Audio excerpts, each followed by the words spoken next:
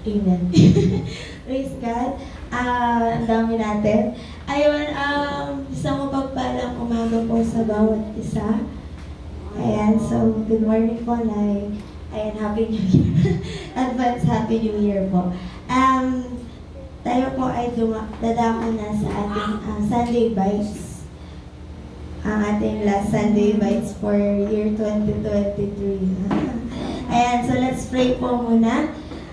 So let's bow our heads and close our eyes and feel the presence of the Lord. Hallelujah.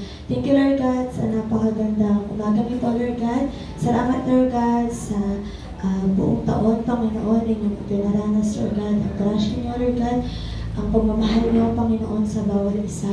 Salamat, Lord God, at nananatiling matatag kami, Panginoon, na, Lord God, kayo, Panginoon, nananatiling kalakasan ng bawat isa. I pray, Lord God, na sa umagang ito, Lord God, as you talk about your word, Panginoon, kayo, Panginoon, yung patuloy na maitaas, marinig, karamdaman ng bawat isa, Lord God, at nawa, Panginoon, ay may maitanim, Lord God, sa puso ng bawat isa. Maraming salamat, Lord God, sa inyo natin nabalik lahat ng papuri at pasasalamat. In Jesus' name we pray, Amen. So, good morning po ulit. Amen. So, kamusta naman po ang ating taon? Ang ating Christmas, opo. Kamusta po ang ating pagsa-celebrate ng Pasko kasama ang ating mga mahal sa buhay? Amen?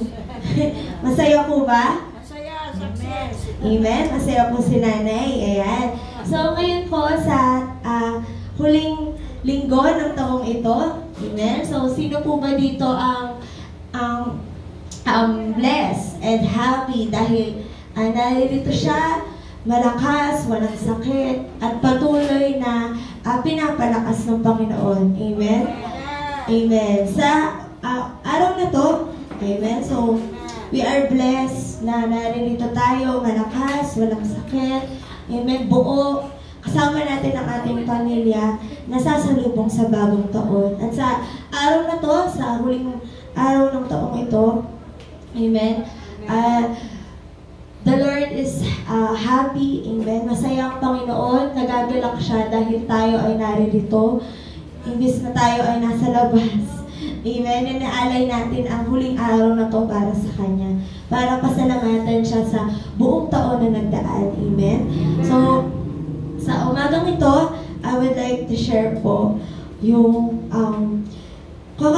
very Sunday Bites. So, patikim palawang, amen, para sa araw na to. Ayan, so, hindi po ako nakagawa ng PowerPoint, so sundan nyo na lang po ako kung may mga Biblia po kayo.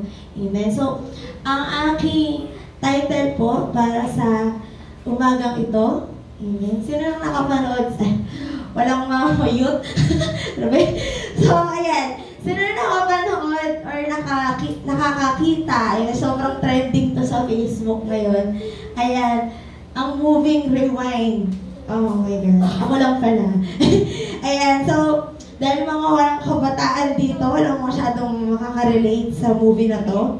But, super nakaka-bless and nakaka-amaze and touch as well yung story na to. Because, hindi lang naman siya all about sa romance, hindi lang siya about sa pag-ibig na about sa partner, amen. So, about din siya sa relationships, and about din siya sa relationships, family, and time, amen. So, ngayong buwan na to, our theme is about gift of freedom. It's all about gift of freedom.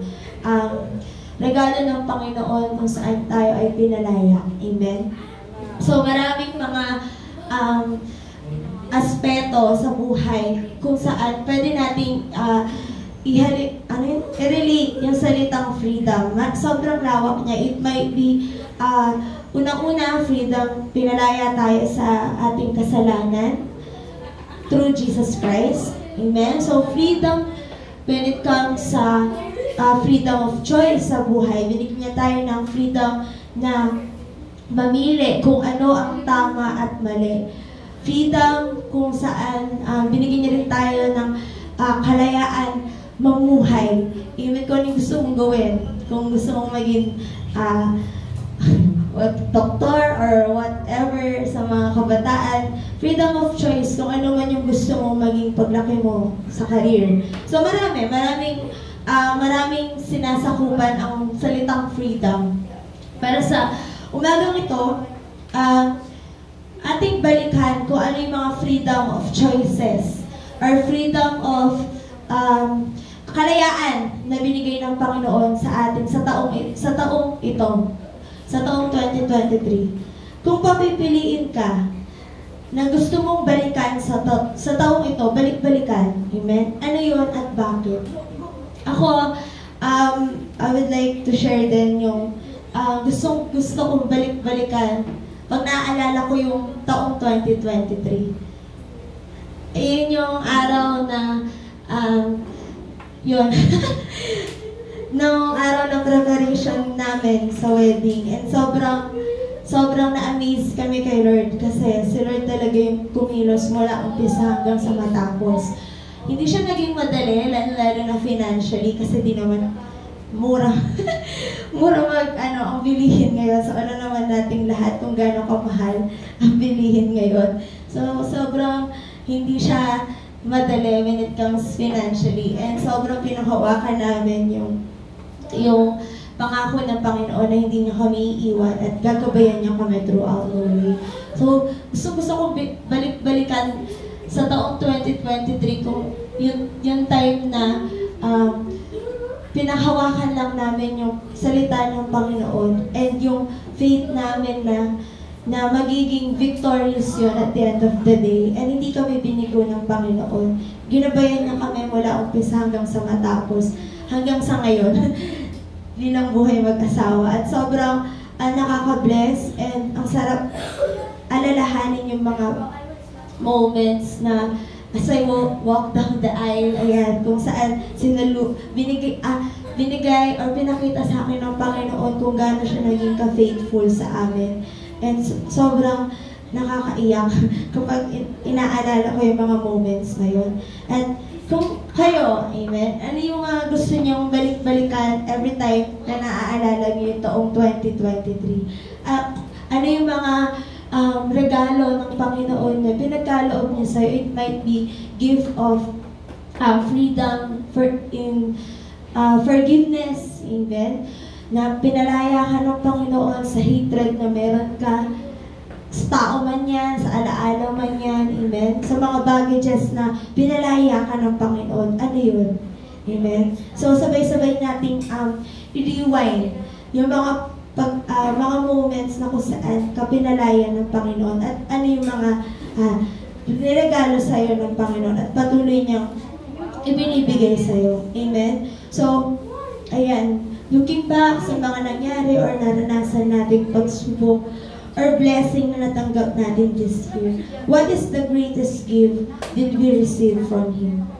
Amen? So, sa umagang ito, ayan, as I share about the word rewind, amen, it also talks about time, amen, kung saan, at share ko dito last year, Christmas din yun, and it's all about gift then, and ang title ko that time is, naalala ko, is Gift of Time, and I would like to share it again this year, na it's all about time, kasi talaga, sobrang bilis, amen. But this year, I would like to share yung flashback naman, amen. So, gaano nga ba ka-importante yung time, yung oras, amen. So, ayan, basahin natin yung sa Psalms 90:12. Sabi dito, kung may Biblia kayo, teach us to number our days that we may gain a heart of wisdom. So, pointer number 1. So, meron lang po akong dalawang pointer this morning. So, number 1 is, doon muna tayo sa teach us to number our days. Amen, ang mababasa natin sa Psalms 90:12. Ayan. So, teach us to number our days. So, sa salita salita na yan, amen, makikita natin or mababasa natin dyan na sabi dito ni Moses, teach us to number our days. So, dalangin niya dito na Amen? Tayong mga tao ay matuto na pahalagahan na yung bawat minuto, bawat segundo, bawat minuto, bawat oras sa buhay natin. Na matuto tayo na pahalagahan yun. Yung iba sa atin, sinasabi nila na you only live once and you need to do it now. Kung hindi ngayon, kung ipapag sa bukas pa natin, ba't hindi ba natin gawin ngayon? Ayun. So tayo nagmamadali tayo, mga tao. Amen, tayo gusto natin, ora-orada nandyan. Lalo na pag tayo yung nagpipray, yan. Example, for prayers, ganyan. So pag pinag-pray natin, gusto natin ora-orada nandyan na, andyan ay answered prayer. Kapag hindi ka sinagot ni Lord ngayon, feeling mo hindi ka niya pinakinggan, feeling mo wala yung Diyos, hindi natin siya nararamdaman. But no, the Lord is just teaching us to wait patiently. Amen? Tinuturuan tayo ng Panginoon na maniwala sa Kanya na kaya wala pa yung prayers na yun because He wants the best for you and He has plans for you. And diyan teach us to number our days. Amen? Diyan, yung prayer na yan is tinuturuan tayo na gusto tayong matuto ng Panginoon na magtiwala lang sa Kanya at matuto tayo na pahalagahan yung bawat oras. Sa ginawa, ano ba ito? Araw yun? 365 days, amen?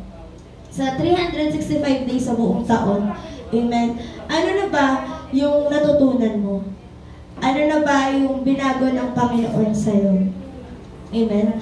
Time is your most precious gift because you only have a set amount of it. You can make more money, but you can't make more time. Amen? I-compare natin yung time sa pera. Pag kumikita tayo ng pera, pag tayo nagtatrabaho or nagninegosyo. Amen? Sabi nila, yung pera kaya mong kitain yan, pero yung memory na makakasama mo, yung tao or mahal mo sa buhay, hindi mo na mababalik yun or hindi mo mababayaran yun ng kahit magkano. Amen? So, ganoon ka-precious yung time. Na, tulad ngayon, we celebrate New Year, we celebrated Christmas. And, sa mga moment na yun, sino ba dito yung nililook forward yung Pasko at bagong taon? Na, yun yung feeling, ako for me ha, kapag December na, kapag tumatak pa lang yung bare months, nagka-countdown na yung marami sa atin. Kapag naman December na or September, ganyan, si Jose Maricha, nakikita natin sa Facebook, diba yung mga memes na nakasilip na siya. So, ganun ka-excited yung mga Pinoy. Amen? Ganun tayo ka-excited na kapag naririnig na natin yung bare months, oh, it's Christmas. So, marami sa atin excited. Bakit? Kasi doon natin nasa-celebrate or doon tayo nagkakaroon ng reunion ng pamilya natin. Amen? Doon na tayo nagkita-kita, doon na tayo mas nagkakaroon ng bonding. So, ganun ka-precious yung time. Amen? Na in a snap, pwedeng yung kasama mo ngayon, next year, wala na. Amen? So, nung nawala si Mama, na-realize ko na sana pala last year, ginawa namin to, sinulit, bawat taon pala dapat sinusulit namin yung pagsa-celebrate ng Pasko. And nung inasnap, kinuha siya ng Panginoon sa amin. Na nag-celebrate kami last year, first Christmas without her. Sobrang sakit kasi syempre, memory na lang yung meron ka sa taong yun na dapat pala last year, ganito, ganyan. Nung bago siya kunin ng Panginoon, ang dami kong naramdaman nung taon na huli namin sinelebrate kasama siya. Na feeling ko parang yun na yung last. And sa tingin ko yun yung, gano'n kasi minsan tayo may kutob tayo na parang iba to, parang gano'n. And that time na sinaselebrate namin nakasama siya, parang ang dami kong gustong gawin that day. Kasi pagod sila galing Pasko every year. Kasi nga yun lang yung time na season na mabili or mabenta. And talagang kinakayod nila yon. And kapag sasalubong na kami Noche Buena, Medianoche, ganyan. pagod sila, so tulog sila. Ganun every year yung nagtsabayan namin, tulog sila. Gigising lang namin sila pag, oh, Merry Christmas pa, ganun lang kami every year. So, kaya mga dumadaang mga yun sa bahay namin, wala silang madadatang pagkain kasi pagod kaming lahat. And, nung time na yun, nung huling year na na-celebrate ng Christmas, sobrang, tawag ito, dami kong gustong gawin. Ginigising ko silang lahat. Kasi ako lang energetic sa amin eh. Ginigising ko silang lahat. Siguro, sorry po. Pero every Christmas lang naman to. Naman tayo, mag-wine naman tayo, ganyan. So, bibili ako ng wine, ganyan. So, kwentuhan. Gusto ko lang ganon. Hindi ko alam, pero nung taon na yun, gusto kong mag-usap-usap kami, magkwentuhan, mag-celebrate. Yun pala yun na yung dance. And, dito, as I, nung pinagmumuni-muni ko yung salita ng Panginoon na, teach us to number our days. Oo nga, sobrang ikli lang ng buhay. And, kung hindi natin ite-treasure or i-value each moment ng buhay natin, ang daming masasayang, ang daming mawawala in a snap. And, ayan, hindi matutumbasan ng kahit anong kayamanan sa mundo yung oras na hindi spend mo with your loved ones and also with God. Amen. So sharing good or bad memories with your loved ones. When you give someone your time, you are giving them a portion of your life that you'll never get back. Your time is your life. That is why the greatest gift you can give someone is your time. So, minsan tayo kapag mga, halimbawa, sa ating, hindi pa naman ako magulang, pero sa isang magulang, amen, na nakikita nila, sa isang nanay, nasa tiyan niya lang, at ina-snap, dalaga na, ina-snap, may asawa na, ina-snap, may apo na. So, ganun kabilis yung oras. So, tayo, okay, tayo mga tao, at yung iba sa atin na bilang magulang, tinatreasure natin yung bawat moment sa anak natin na, pag eto, ang bilis naman ng panahon, dati nasa tiyan ko. Nakita ako sa Facebook, dati nasa tiyan lang kita, ngayon 2 years old ka na. Ganun ang kabilis. So, when you give time to your loved ones or to someone, you give them a portion of your life. Bakit? Kasi syempre, hindi mo na mababalik yun eh, na naging kaibigan mo siya, nakasama mo siya naging kaibigan mo siya ng 3 years. Pero yung 3 years na binigay mo sa tao niya, hindi mo na mababalik yun na, hindi na tayo friends ngayon, akin na yung 3 years na in-spend ko with you. So, hindi mo na mababalik, hindi mo na masusuklian pa yun, or hindi mo na makukuha pa, mababalik, mababawi. Amen? So, ganun lang. Ganun ka-importante yung time. Kaya nga minsan, pag nagre-regalo tayo, mas okay na kahit wala kang regalo na physically, mas okay na yung nandun ka, present ka. Amen? Mas na-appreciate ng tao yun. Mas na-appreciate nila na mas nabibigyan mo sila ng oras mo kaysa sa paladalhan mo lang sila ng regalo. Kaya ngayon mga minsan, pag naranasan mo na ng OFW pa sila, mama, mas na-appreciate ko pag umuwi sila kaysa sa nagpapapackage sila. So, mas appreciated ko yun.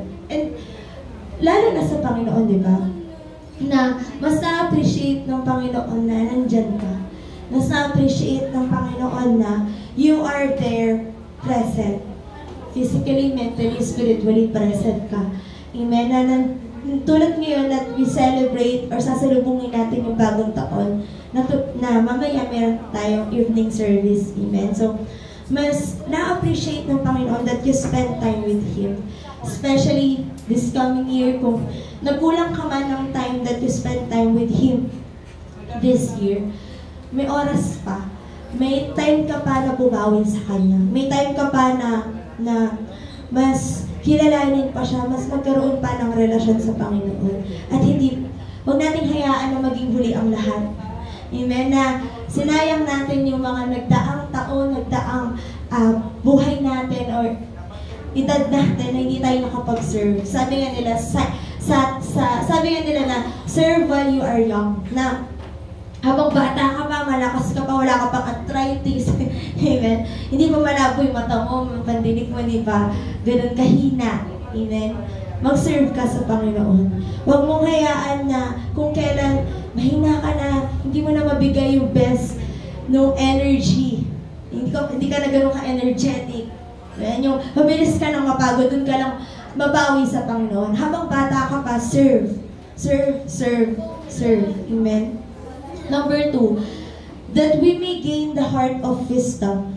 Gift of wisdom. Amen? Isa sa naregalo ng Panginoon sa atin is a gift of wisdom.